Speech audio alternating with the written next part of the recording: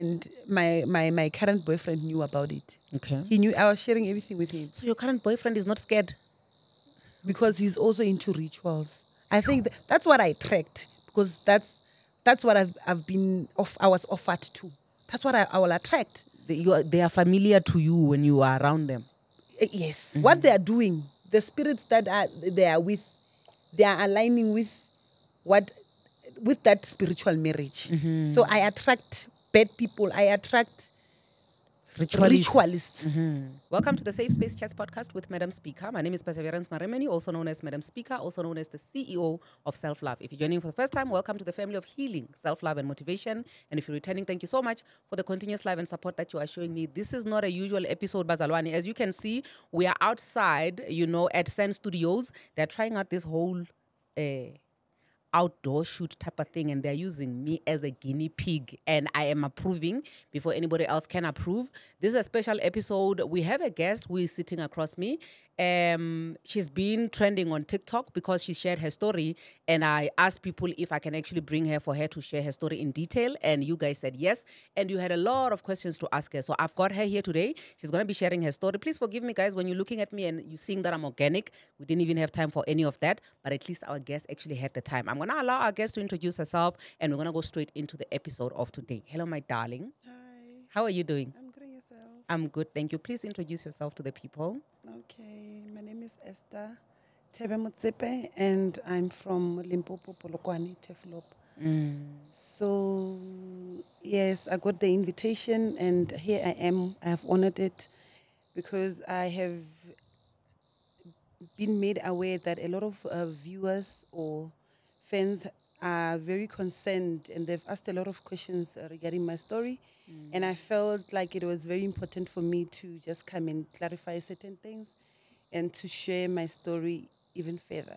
Yeah, thank you so much for agreeing to actually join me, because already I had put myself under pressure when I put a duet video of us and I asked people, should I bring you and what questions do they have? So I'm thinking, had you said, no, I'm not going to come, it was going to be a problem, because now I was like, hey, I promised people something that I could not deliver. So thank you so much for joining in. So I want you to take us through how you met this person, all right, that is in question. Okay. Yes, and then we'll take it from there. It was back in 2007. At that time, I was 16. And one thing led to another after meeting him. And a lot happened, but I'm just going to try to unpack everything. I hope that I'll be able to say what the viewers need to hear. Okay. I met him at around Paledi Mall. And when we first met, he introduced him as a prophet. Okay. And he came to me as a person who wanted to pray with me and guide me through life, because at the time I was young and he was in his late 30s. And at first he was praying with me a lot. And he was attending that church, yeah. Keep left. Keep left, yes, we get you. And because I was also part of that church, I related, you understand? Little did I know that I'm going to get myself into a lot of spiritual abuse. Okay. And I only discovered all those things. I only discovered that all those things that I've experienced were part of a demonic world. Sure. But it was only after I got born again Okay. that I started realizing that was not the way to go.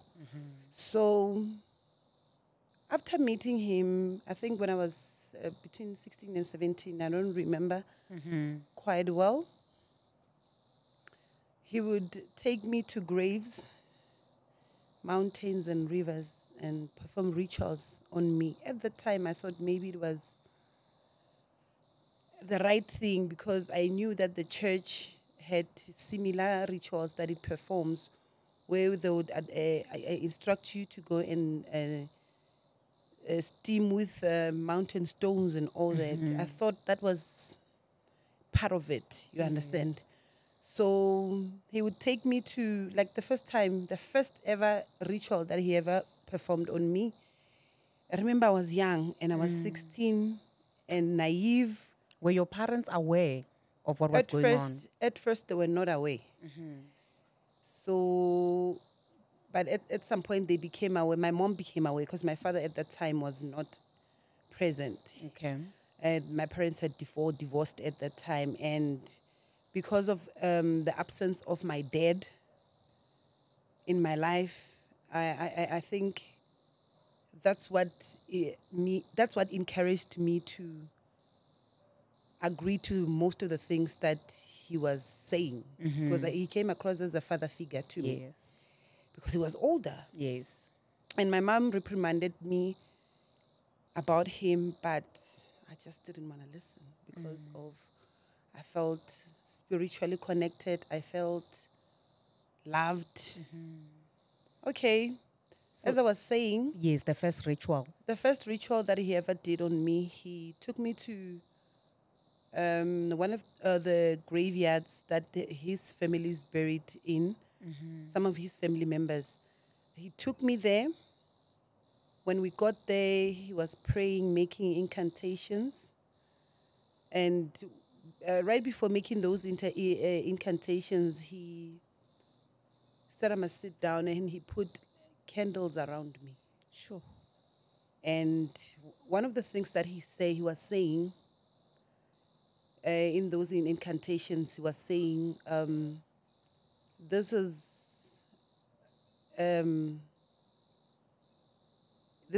my ancestral wife. Sure. This is yes. And I'm going to marry her.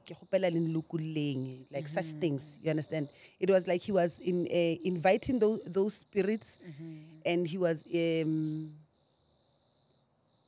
encouraging those spirits to just take over. And at some point, when he was busy doing that, I thought it was okay, because I was young. I thought maybe that was what pastors in that church do, because I didn't have a lot of spiritual knowledge at the time because of my age. So this other day, he took me there again. He did the same thing, because he was not doing this once. He did not do it only once. He did it multiple times. So this other day, when we were there, he was busy doing those things, and as he was praying, there was an old man who came, and I saw that old man. But that was at a later stage, after going to the graves multiple times. I saw that old man. He's like, "Do you see that man?" I'm like, "Yeah, I do." He's like, "You see that man? That's my grandfather, and that's the man that helps me to achieve everything that I achieve." Okay, that was fine. I was okay. And for some reason, after the first rituals, I was not getting scared when we were going to these places. Like, we went to scary places that now when I look back, I don't know how I did it. Okay. So after that time, he took me to some mountain. He showed me graves. Apart from that other cemetery in Ramamabolo, he showed me graves. Ramabolo Khokong. That's where the graveyard, the first graveyard is located. The other place he took me to some mountain just right before Hennisbeck. Hennisbeck is in Polokwane, right after Polokwane. Then when we got there, he showed me this big tombstone. When we got there, at some other time, he performed rituals. When after performing those rituals, snakes would appear. And I would get scared. Physical snakes? Yes. Sure. Big snakes. You understand? Snakes would appear, and I would run like into the car because I was scared. You understand? But for some reason, I still had the urge to continue. Okay. And this other day that I can remember, we got to another graveside, not far from that other big grave. When we got there, he did the same thing, was praying, calling those names and making sounds as if he was possessed. When he did that, I started hearing a lot of wolves making noise. You know, the sound of wolves. Yes. But in real life, like when there's no any other time where I've heard those things. And I'd only hear those things in movies and stuff. So, but that day I heard those things. Okay, but for some reason I was not scared because I was sure I was the wife. You understand? During this time, had he already proposed to you for you to be okay? You guys were not intimate as yet. We were intimate. We started like at the later stage, but I was still 16. Okay. When we started. So it started with prayer and then all these initiations. In 1 year. And okay, and then the following year, you guys were now a couple. No, I'm coming to that part. Okay, cool. So we became a couple later that year. I was still 16. I think I met him around May. Then we started being intimate around maybe November. Okay. Or so. Okay. After he had performed those rituals on me. Okay. Let's go back to where you said that you were confident in all these things that he was doing because you knew that you were the wife that was the ancestral wife. Yes. Okay, cool. Because when he made those incantations, he would mention that a lot. So this other day, we went to American Swiss. When we got there, he bought a ring. When he bought a ring, we drove around. I was so happy. I was like, yo, this is the time finally he's going to do it. He's going to marry me and stuff. And that was he was saying. Okay, later that night, he took me to that very same mountain where there's a big grave. When we got there, he did those incantations, holding that ring, and just inviting those spirits to just come. And I thought maybe he was just praying for our future marriage and stuff. Little did I know that when I started going for deliverance and stuff, that I was told by pastors that he was invoking that dead spirit that was there. Okay. Actually, he was getting married to me spiritually. Okay. Not physically. Okay. You understand?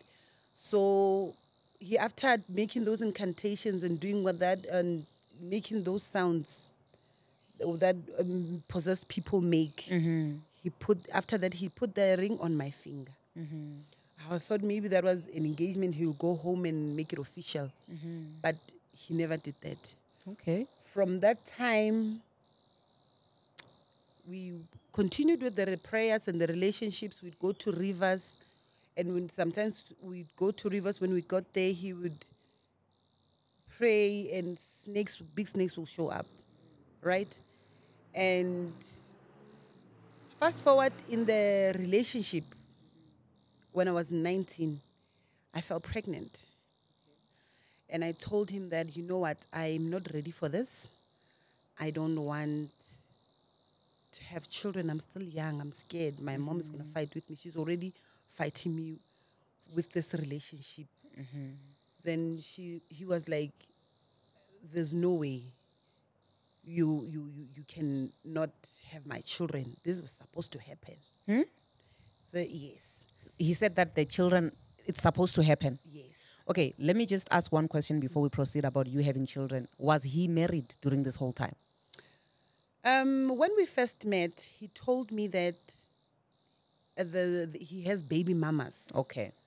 And I was okay with it. And he told me he had a long-term relationship that didn't work out with some lady from around Joburg. Okay. And I knew other ladies as baby mamas. I only knew 3. Okay.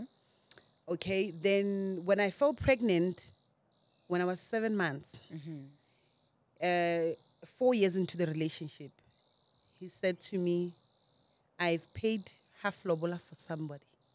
Okay.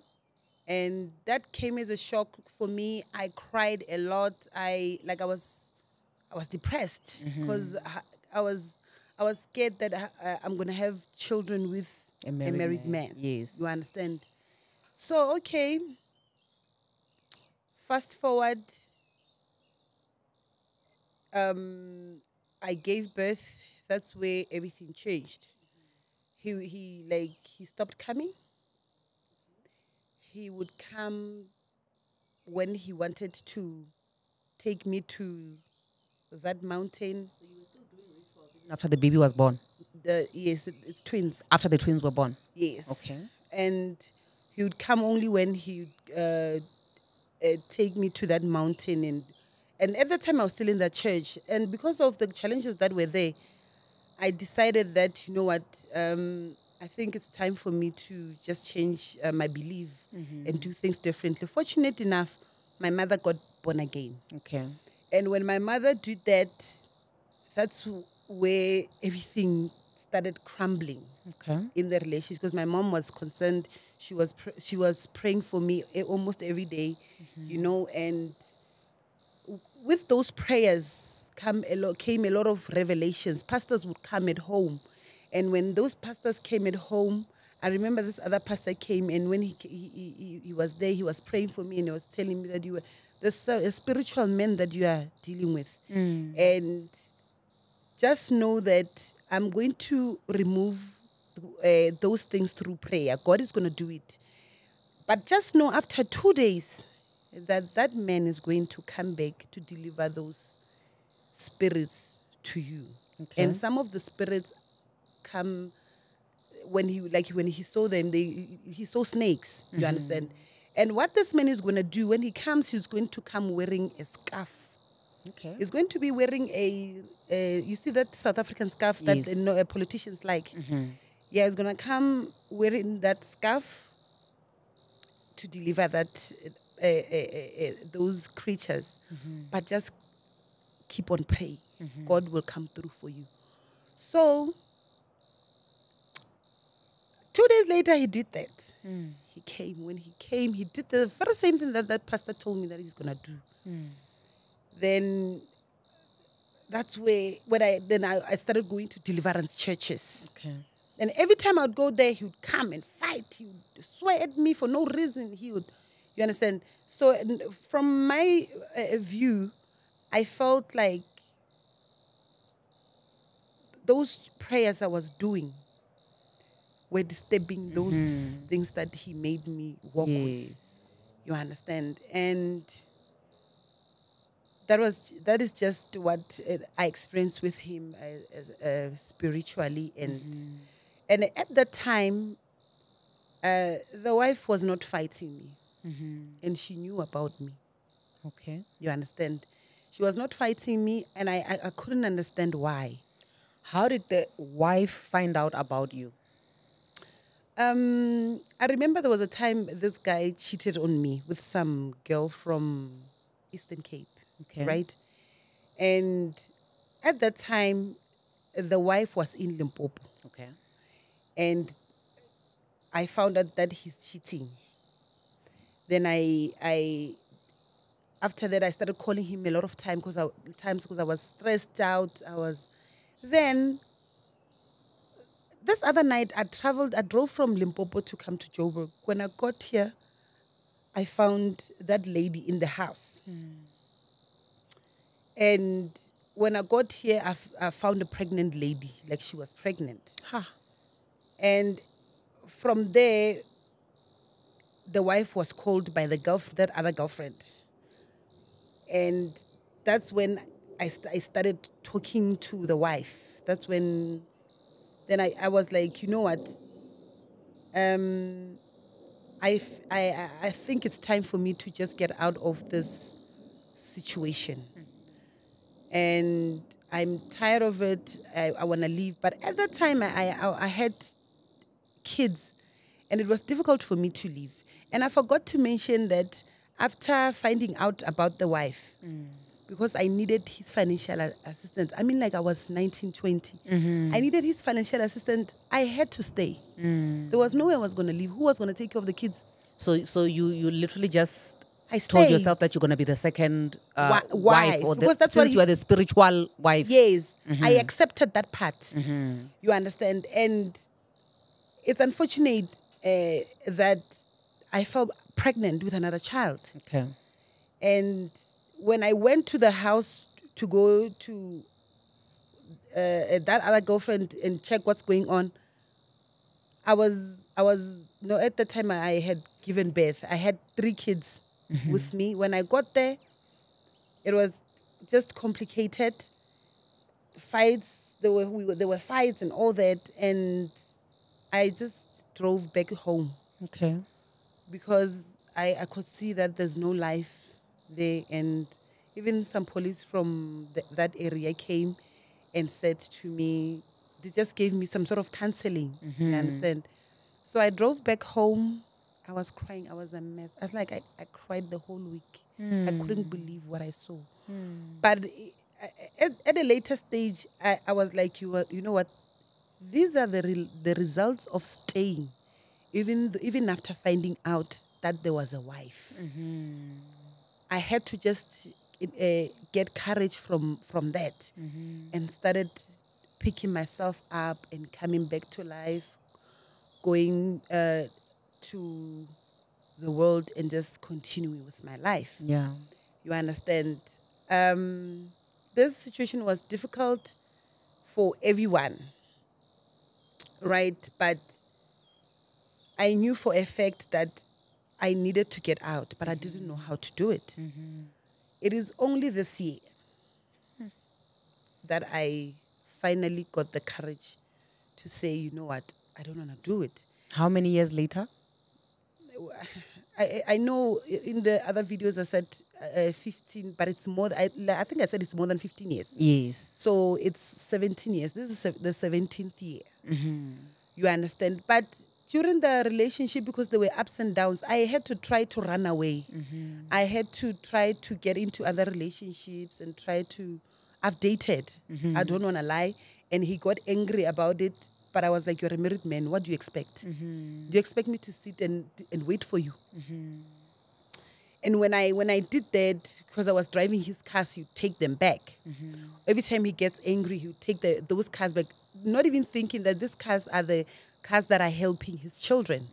You understand? So it's fine. There was a time where the wife called me. Okay.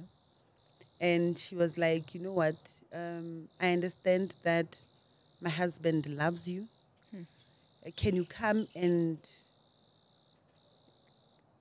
be here for him? Because at this point, the way he's stressing me, because it was like he was stressing her that he wants me there. Okay. He was stressing her with that. So there's nothing that I can do. I can't leave this marriage. I have nothing to fall back on. I depend on this man financially. There was no way I'm going to leave. The same thing that I was saying to myself, where am I going to go? Because I need his financial assistance. Okay, so it's fine. I packed my things, and that wife was like, you know what? Come. Let's sit and talk. Okay. And just find a common ground as to how we're gonna do this. Then I went there. I met up with her. We sat down. We bought food. We chilled. Okay. You understand? And the things that she said to me, she's like, "I'm willing to go and pay lobola for you." Okay, so she's willing to take you as her sister wife. Yes. Okay. And I'll go pay lobola for you. We'll give you a house to stay. Okay. Please come relocate. We fund schools for the kids here. And she was actually assisting me. You understand? Even though now that things have things are a mess now, they might deny this because obviously she must stick by her man. She must stick by her man, and this man is a high-profile somebody, and she must protect his image. They might come and deny, and it's okay. You understand? I went there, I lived there, but the abuse was too much. That's when I realized that this man doesn't love me. So when you stayed there with them, Did you stay in the same house? No, it was just a house a few streets away. Oh, okay. So you were enduring abuse from the husband. Yes. Okay. He was beating me up. He was just an angry person. You understand? And I was like, yo, this is not how I was raised. I'm going to go back home. I think I was better off at home. So this other day, we had a fight because my friends from Limpopo had come here. They booked. It was chill. I didn't tell him. I let him leave the house. I allowed him to leave the house and go back to his wife. After that, I just went out without telling him because I knew he was going to get angry. I went out with my friends. It was a fun night. Little did I know that a few days later, he's going to go through my phones and see my chats with my friends. That's where a fight started. We got into a disagreement. I was like, I was also angry. I was like, I tolerated a lot with you. The rituals and everything. And I even know that you even had children with other people whilst I was in the picture. I had to understand because you did it to some other women with me. I had to just understand, you know? And it was from that day when I was like, nah, I'm going back home. I'm going to start over. I packed my things. I packed everything. I left. And I went back and I started my life from scratch. And another thing is I forgot to talk about what led me here, that video. Yes. So in that video, I shared a very sad story that I'm only opening up about now.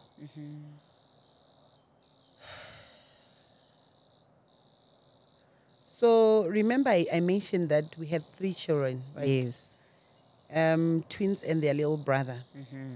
So this little brother, this other time he was coming back from school and he was carrying sweets. And okay.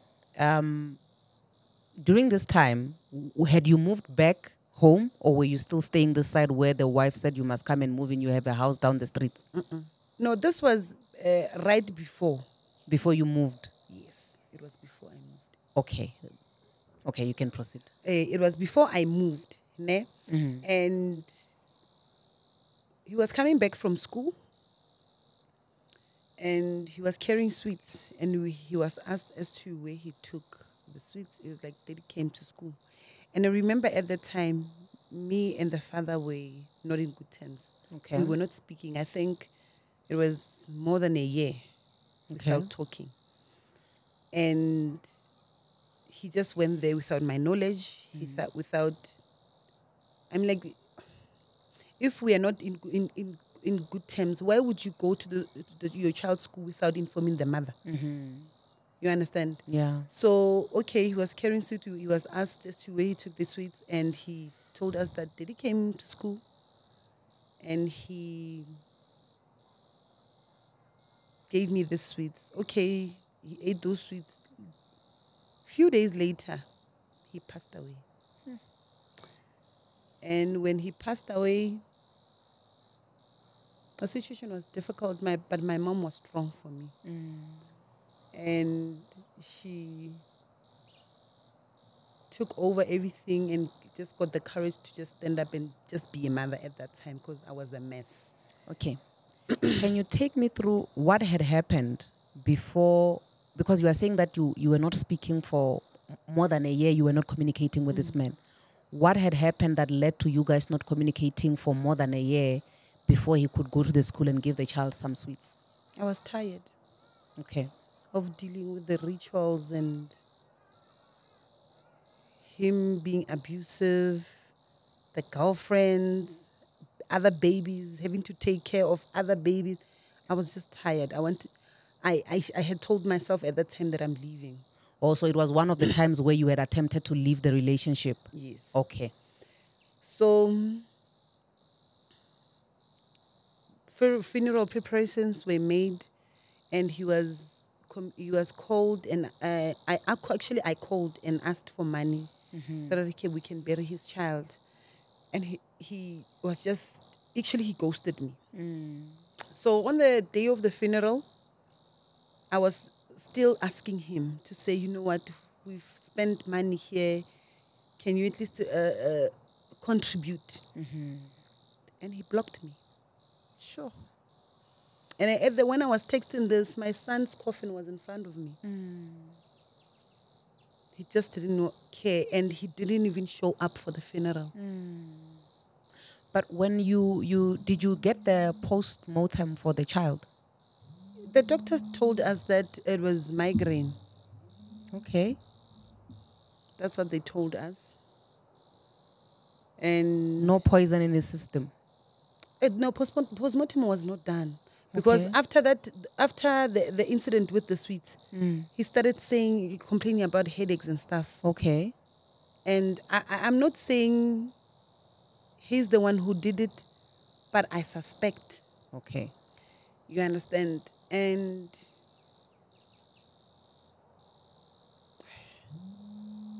sure. Okay. So, on the day of the funeral, he blocked me. It's fine. We went to the cemetery. We buried his child. It's fine. Later that day, when everything else was done, was complete, he sent 3,000. Imagine receiving 3,000 for a funeral from a multi-millionaire. Sure. Imagine. Okay. After the funeral, I continued with life. I think months later, he came. But he never asked anything about his son. Till today, he doesn't want to mention him. Doesn't want to say anything. Even like when after posting this, some people were like, it's like he gave up those children to those spirits.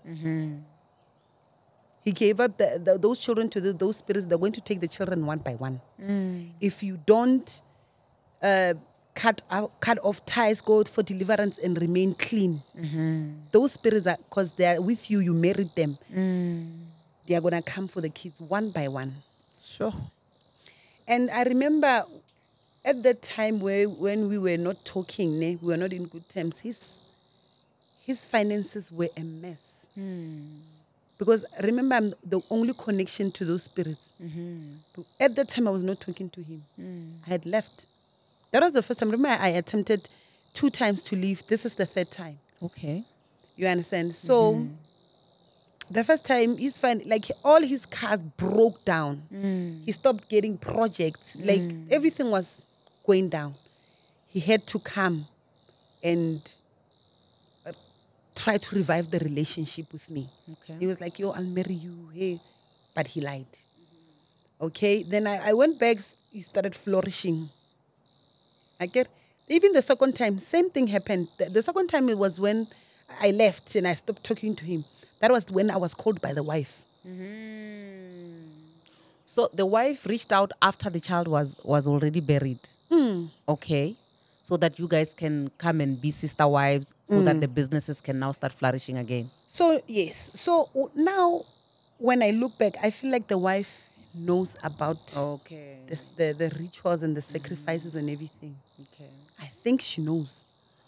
Because there's no way you can call another woman to come into your matrimonial home or one of the houses that you and your husband own. There's no, it doesn't happen.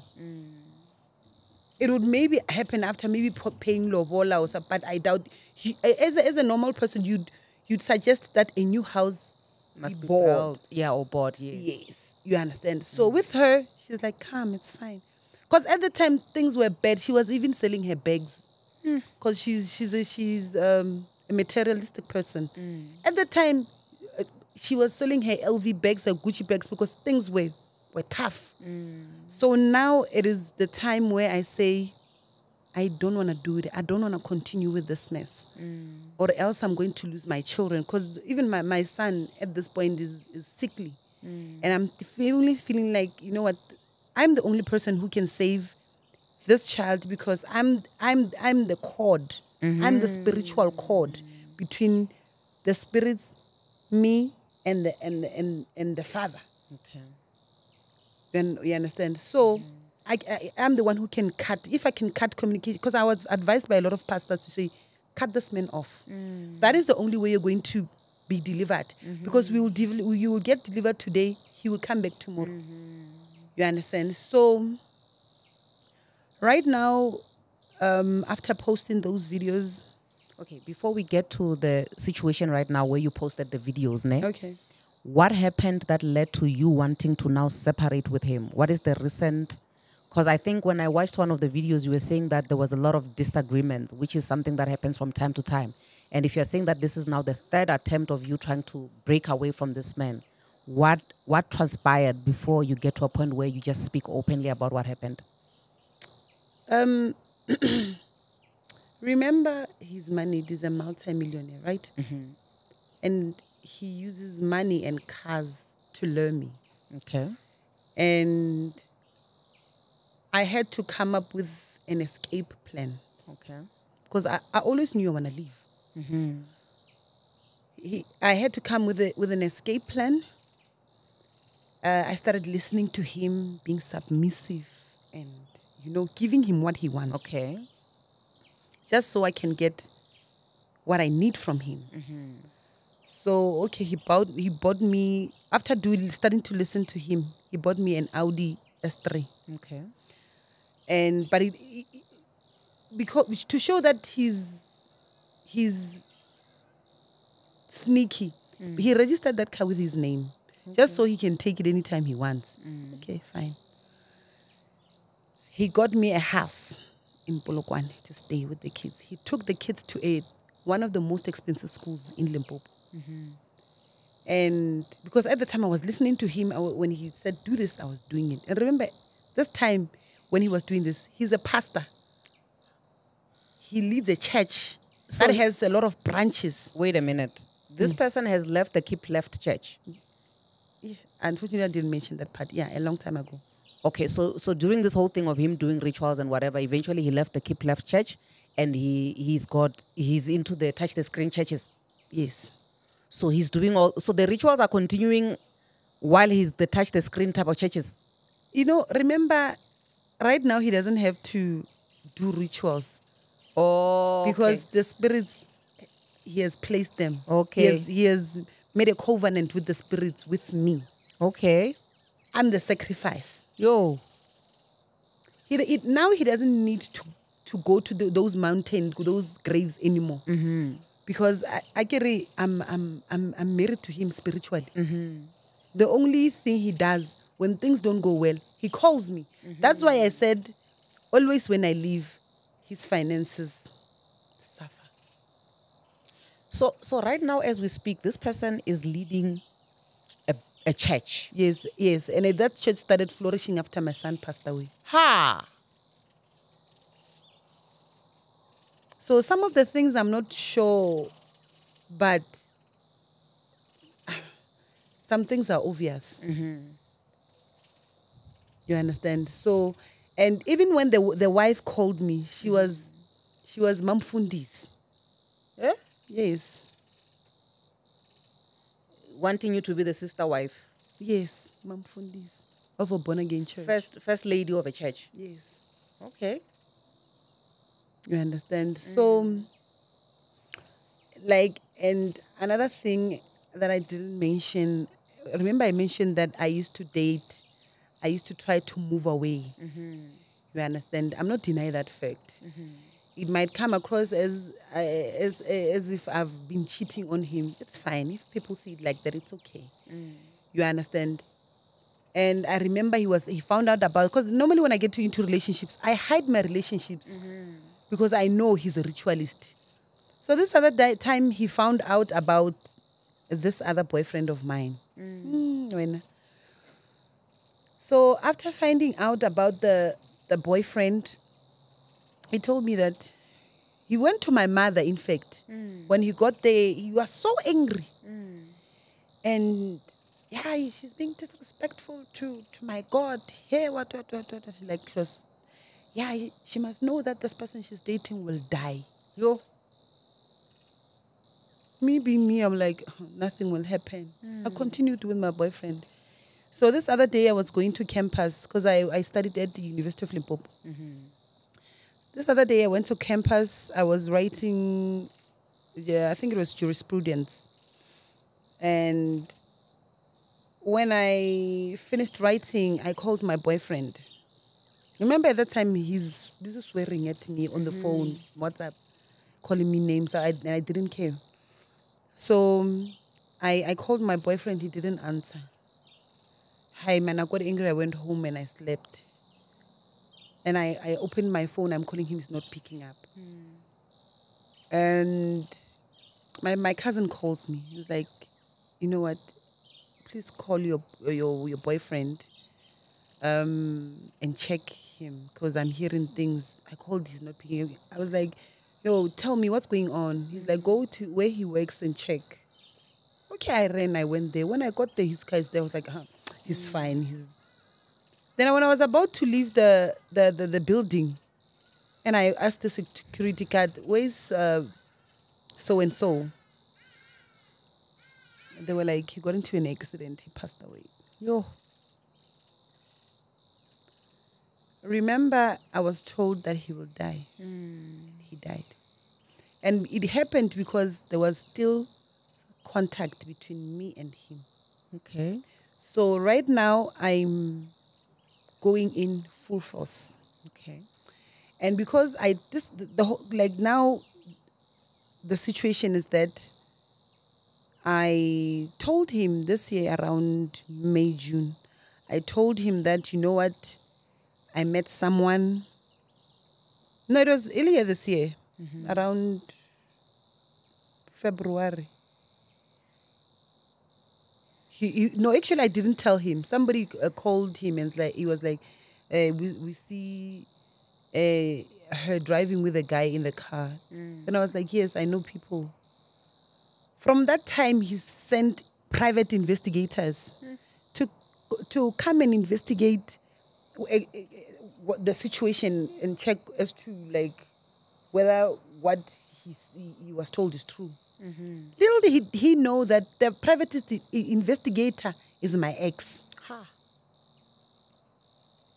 And that private investigator just gave me the whole information about what is it that this guy wants. You understand? And even in what they were saying, it's like they were trying to create stories about me, and even indicating that, creating stories that the reason why they're investigating me is because I want to kill the wife. Why would I kill the wife? What is it that I want from the wife? You understand? Okay. Because I'm trying to run away from the spirits that he has put on me. You understand? So they started investigating the boyfriend. And I got scared because I know what happened to that other boyfriend. Okay. Right? I got scared and I told this guy that, you know what, I don't want this relationship anymore. And apart from that relationship, I wanted to leave because I had found out that this guy is a thug. He does bad things. Okay. He's into syndicates that do fraud and all that. You understand? I got scared with that relationship. I wanted to leave him. Then he got angry. He was like, you can never leave me. If you leave me, I will kill you. Hey, Jesus. That's my boyfriend. Another problem. From the frying pan into the fire now. Exactly. That guy, after that moment, he would jump my walls, get into my yard by force. You know, he even point a gun at me, telling me that if you leave me, I will kill you. You know, little did I know when he was doing these things, he was in communication with my baby daddy. They created a group. And remember, this one wants to punish me for leaving.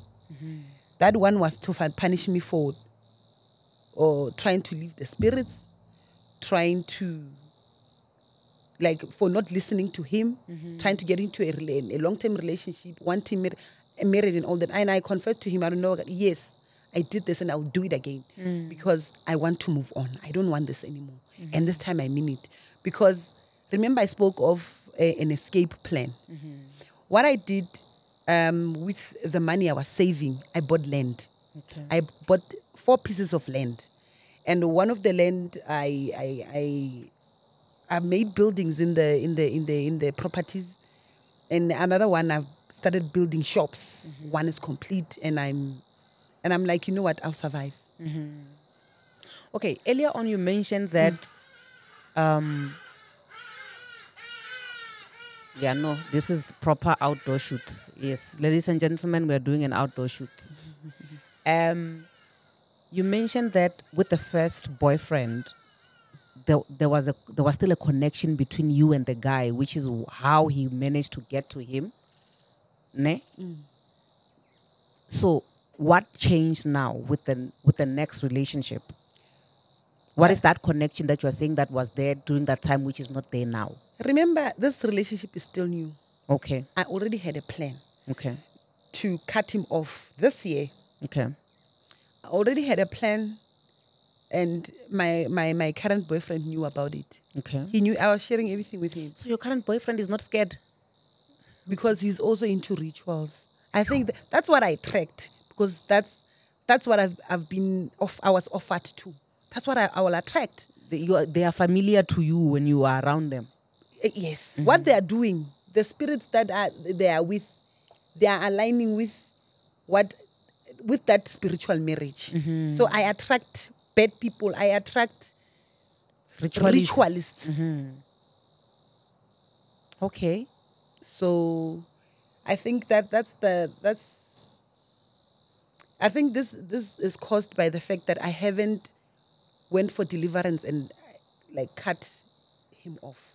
Okay. And this year, that was the plan since last year. I left, remember I told you that he got me a house, right? I left that house. I managed to build myself a house. And I remember when I left that house, I was like, when I left home, I prayed to God. I was like, God, I'm leaving and I'm never coming back to my mother's house. I have children. I have to go and heal from my past. Can I have a house where my children can sleep? I want both of them to just have their own bedrooms. And God gave me that. That was proof to me to say, God is listening to you. God can hear you. If you pray for, even those shops, I prayed before they came. Even these properties, I prayed for them before they could come. Then I was like, you know what? Then it means it's not difficult for me to leave this marriage.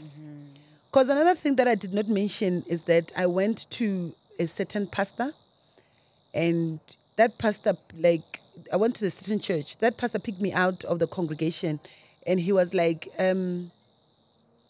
you're not going to get married anytime soon. I was like, yes, I know. And I'm seeing a creature walking on your ring finger. God, I said to him, I'm aware of it because I entered into a spiritual covenant with somebody. Then that pastor was like, you need to pray. Because if you don't pray, these things are going to take your life. Sure.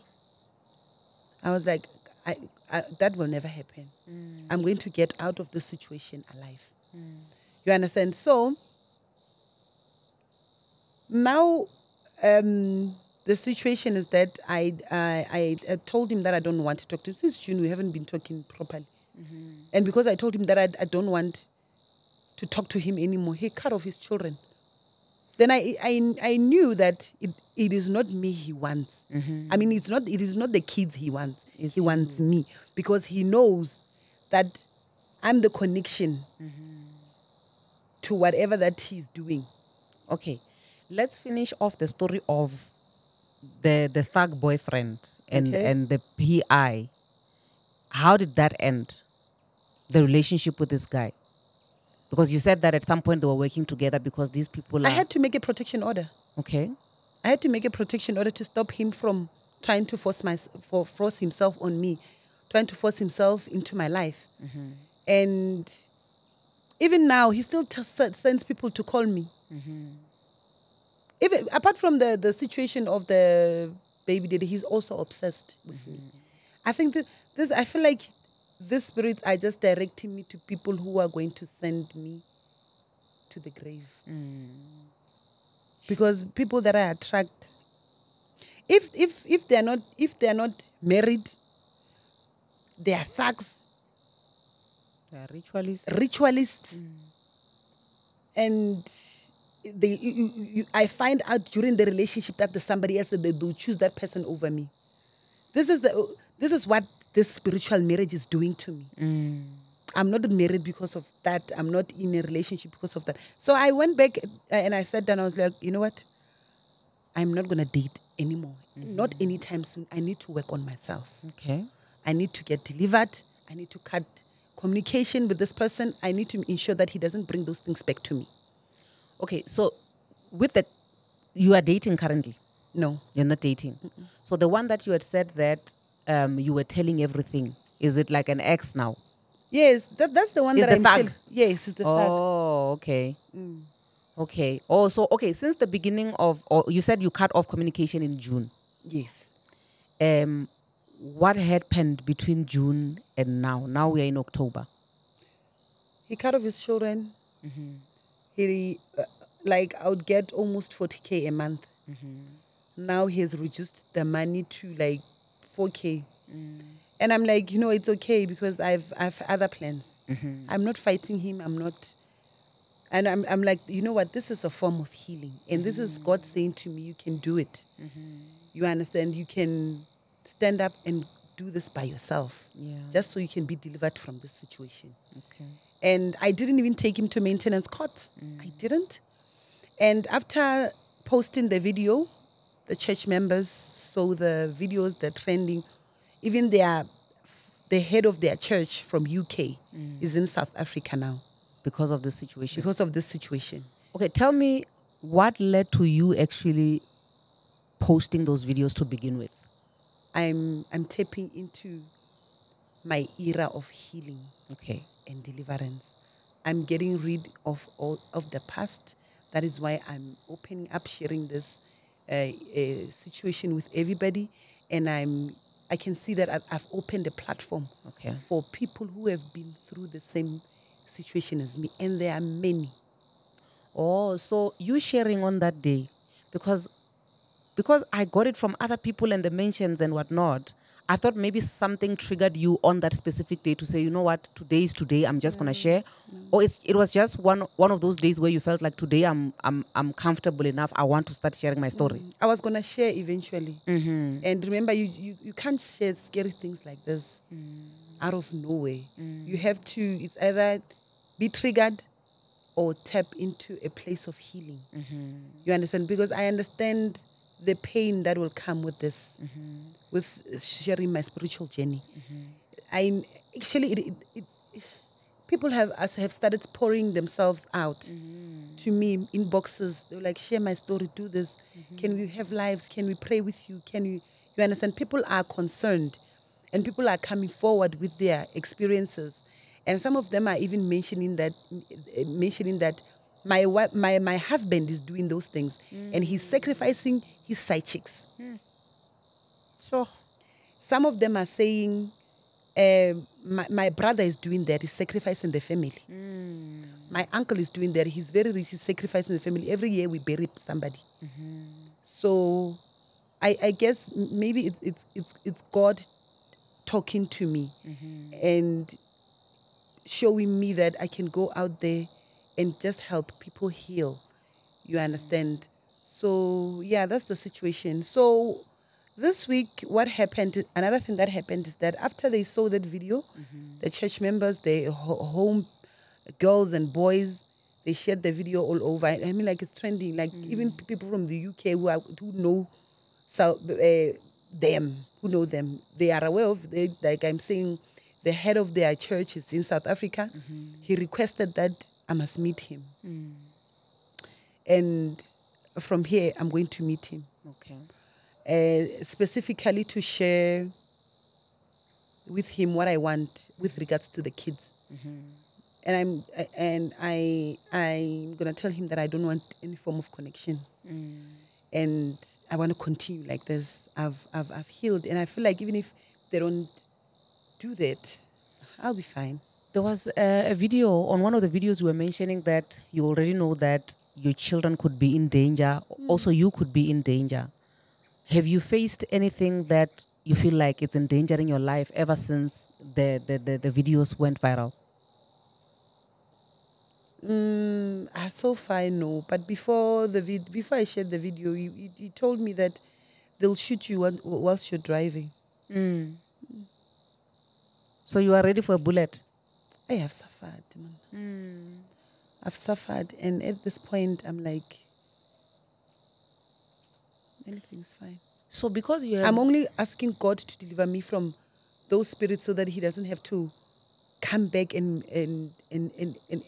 bring them to me. If I can get delivered at this point, because I've been in connection with Him, I have to go for deliverance. Once I don't want any form of communication because I know what He will bring. So because you even mentioned the name and everything, did they not try to get you to delete the videos, legal actions or anything like that? They did, and I don't care. Ne? At this point, I'm willing to go to jail. When I'm in jail, He will not have access to me. That's the one thing that I know. Sure. They made protection orders. Even the wife did that. Made protection orders against me. For what? She said I was swearing at her. And I never did those things. The only thing that I did, because remember I said they are a group. She drove from here in Joburg and went to Limpopo to go and meet my ex. Just so they can arrange and